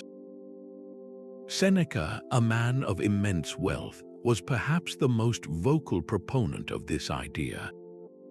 He argued that we should regularly set aside a certain number of days during which we shall be content with the scantiest and cheapest fare, with coarse and rough dress, saying to ourselves the while, "Is this the condition that I feared?" His point was not to make us fear poverty, but to make us fearless in the face of it. By voluntarily experiencing a scaled-down version of life, we systematically dismantle the anxiety that comes from the thought of losing our comforts. We discover that we can be happy, perhaps even more focused and present, without the constant background noise of luxury and convenience. It is a form of psychological vaccination, giving ourselves a small dose of the very thing we fear to build up our immunity to that fear. Musonius Rufus, another influential teacher, took this even further. He believed that luxury was not just unnecessary but actively harmful to the development of a strong character.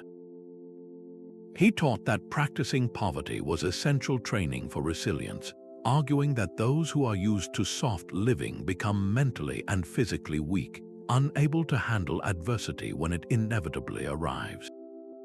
He saw simplicity not as a punishment but as a liberation, a way to free up mental energy that is usually spent on acquiring, maintaining, and worrying about our possessions, and redirect that energy toward philosophy, virtue, and meaningful action. For him, a simple life was a focused life, unburdened by the endless wants that so often distract us from what truly matters. The practical application of this is both simple and profoundly challenging in our modern world of constant consumption. It doesn't require moving into a cabin in the woods, but it does demand intentionality. You might designate one day a week as a non-essential free day. On this day, you consciously forego things that are wants, not needs.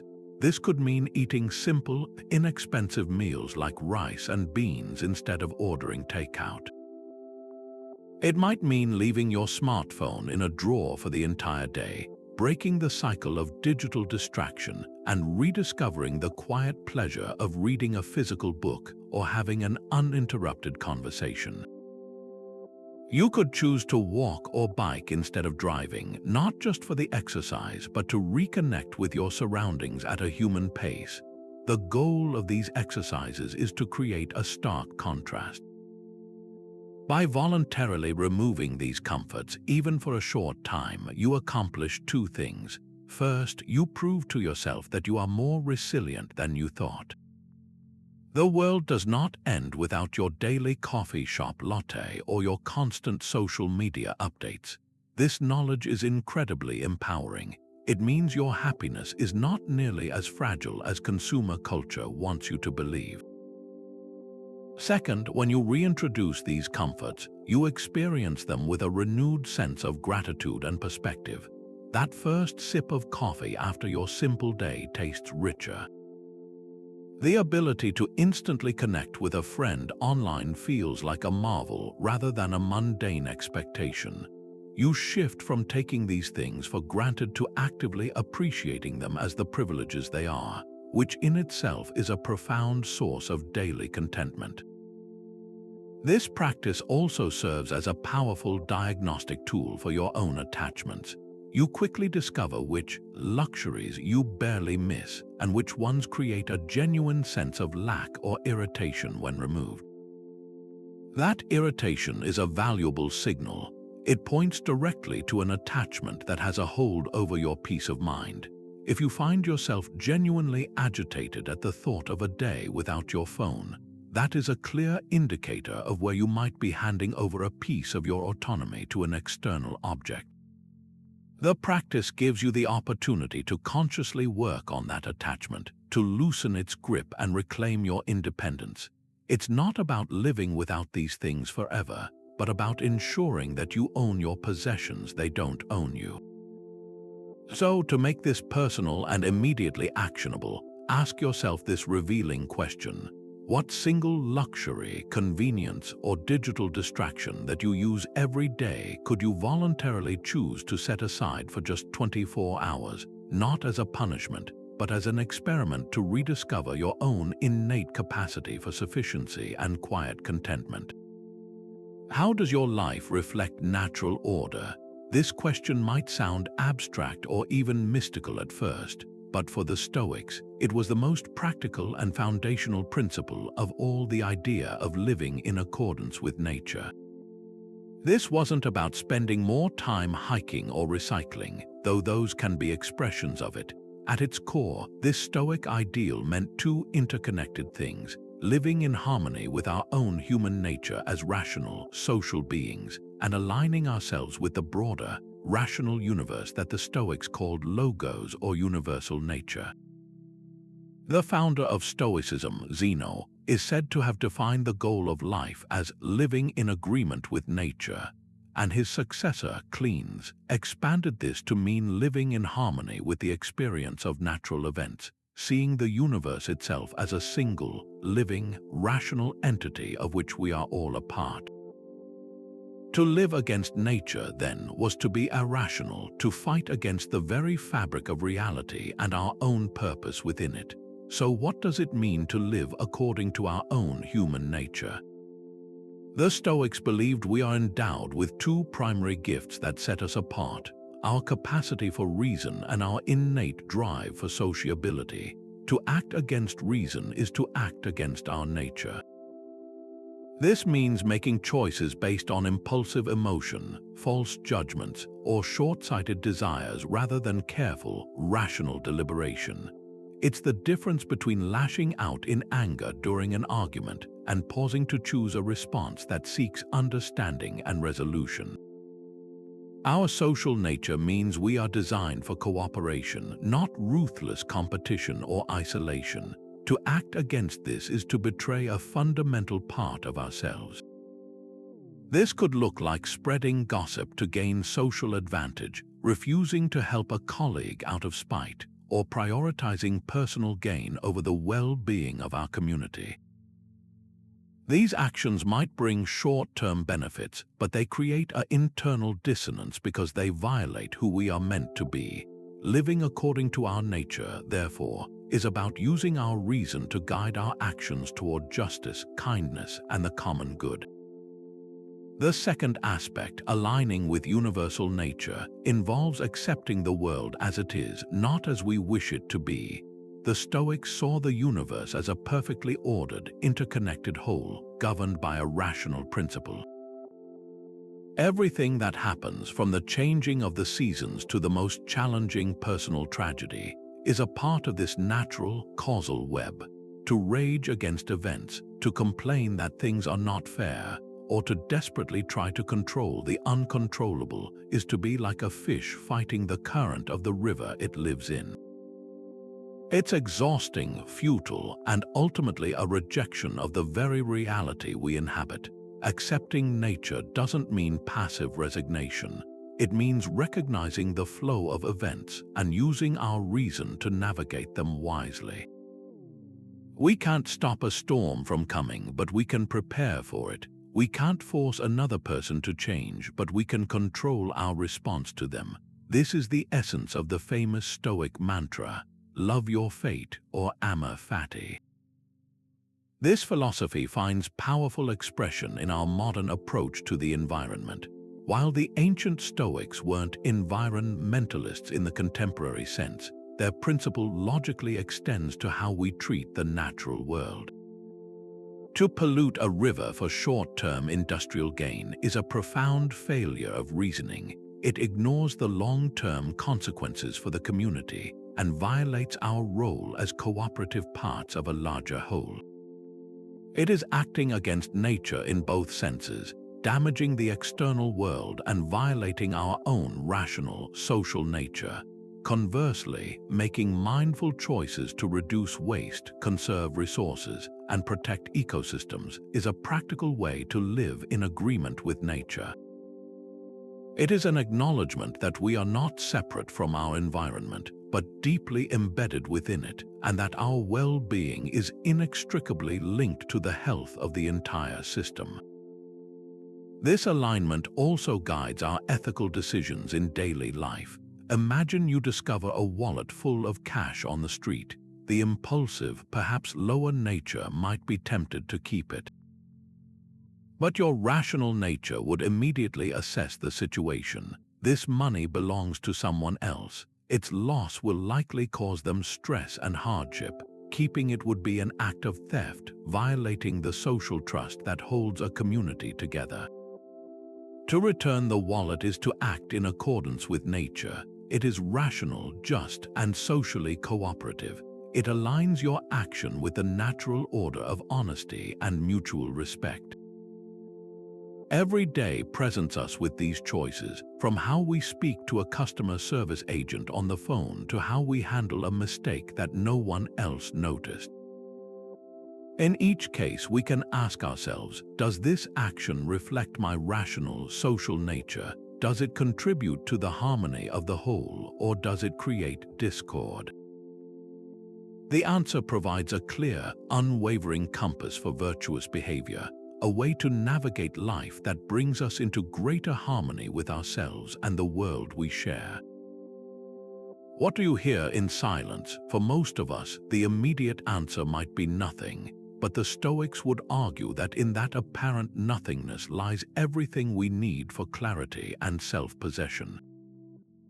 In a world that equates noise with productivity and constant communication with connection, the deliberate practice of silence is a radical act of reclaiming your own mind. Seneca was a powerful advocate for this retreat into quiet, observing that we are often surrounded by a cacophony that prevents us from hearing our own thoughts. He wrote, "You must withdraw into yourself as much as you can, associate with people who are likely to improve you, welcome those whom you are capable of improving." The process is mutual, for people learn while they teach. His insight was that we cannot hope to improve ourselves or contribute to others if we are perpetually distracted by the outer world's din. Silence is not about isolation. It is the necessary precondition for meaningful engagement, the fertile ground where introspection can finally take root.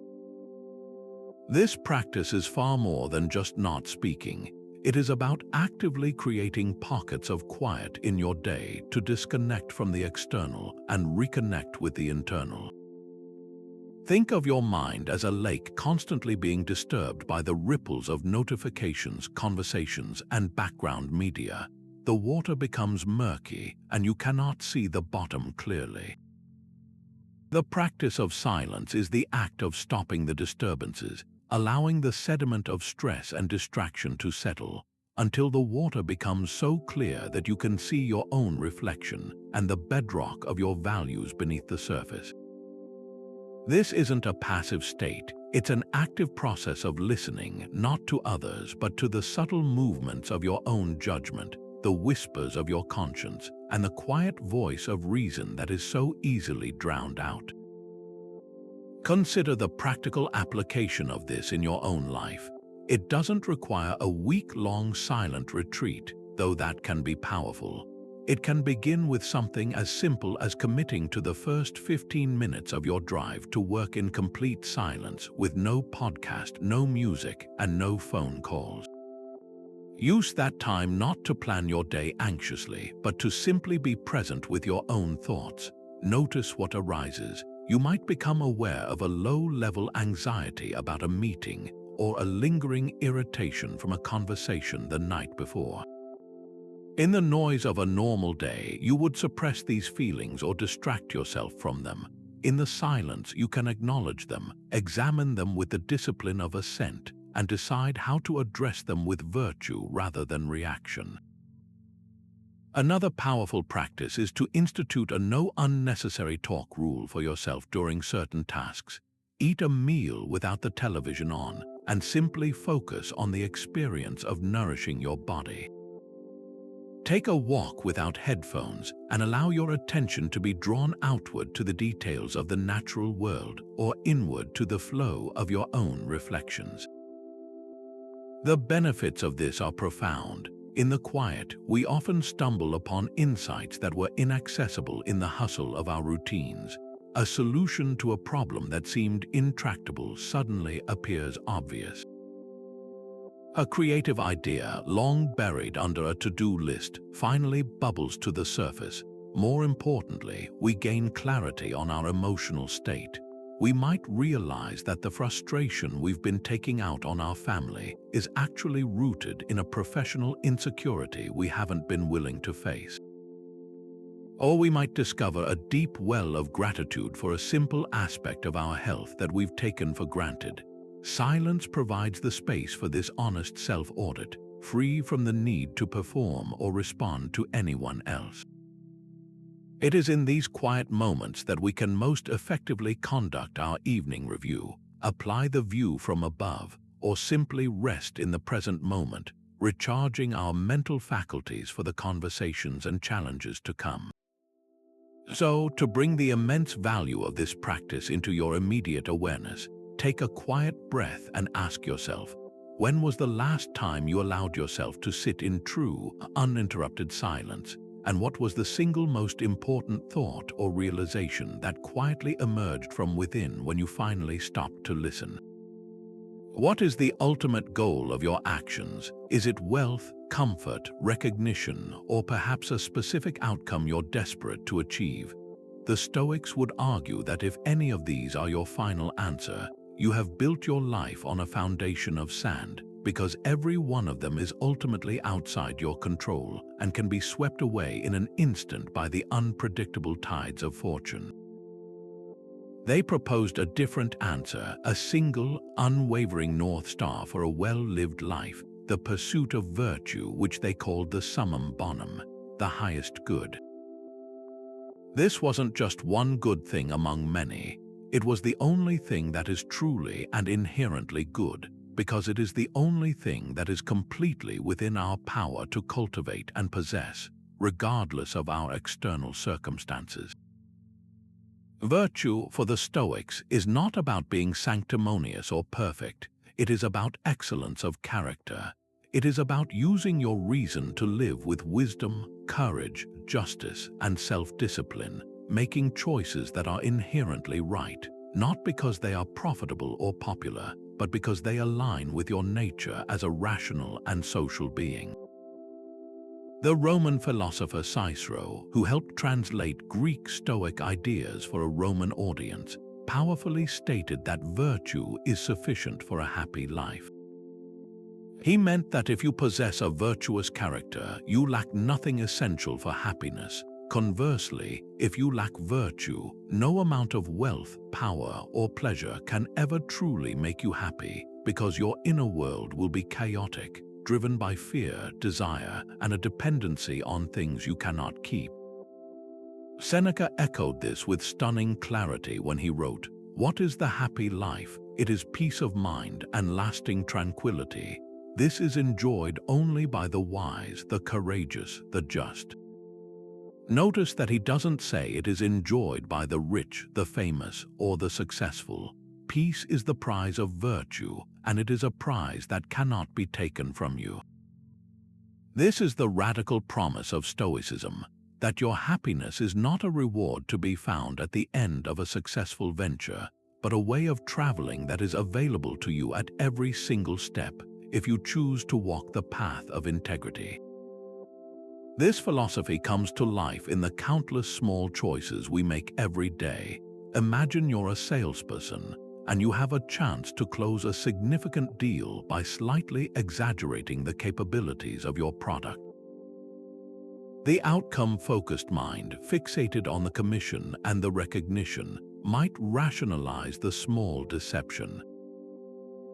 The virtue-focused mind, guided by the summum bonum, asks a different question. Is this action just? Is it honest? Does it serve the common good, or only my narrow self-interest? Choosing to tell the full truth, even if it risks losing the sale, is a direct investment in your own character. You are prioritizing the highest good, your integrity, over a preferred indifferent, the financial gain. The outcome is secondary. The primary victory is that you acted with virtue. You have strengthened your inner citadel, and that is a success that no lost deal can ever diminish. Another powerful example can be found in personal relationships. Consider a situation where a friend confides in you with a sensitive secret.